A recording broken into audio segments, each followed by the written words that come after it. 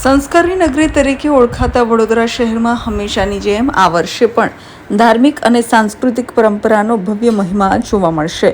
ભગવાન વિષ્ણુના છઠ્ઠા અવતાર ચિરંજીવી ભગવાન પરશુરામજીના જન્મોત્સવ નિમિત્તે શહેરમાં ભવ્ય શોભાયાત્રાનું આયોજન કરવામાં આવ્યું છે, જેને લઈને નગરજનોમાં ભારે ઉત્સાહ અને આનંદનો માહોલ છવાયો છે.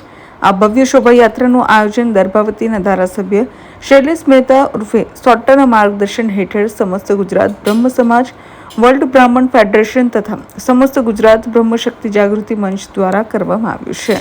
વર્ષોની પરંપરા મુજબ આ શોભાયાત્રા વડોદરા શહેરના પૂર્વ વિસ્તાર સ્થિત સૂર્યનગર ગરબા ગ્રાઉન્ડથી પ્રસ્થાન કરી અમદાવાદી પોળ ખાતે આવેલા પંચમુખી મહાદેવ મંદિર ખાતે વિરામ લેશે.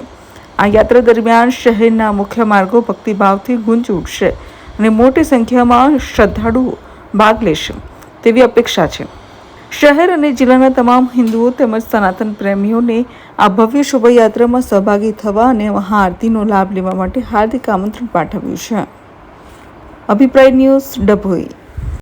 વધુ સમાચાર જોવા માટે અમારી યુટ્યુબ ચેનલને સબસ્ક્રાઇબ કરો અને જોડાયેલા રહો ફેસબુક, ઇન્સ્ટાગ્રામ અને ટ્વિટર પર.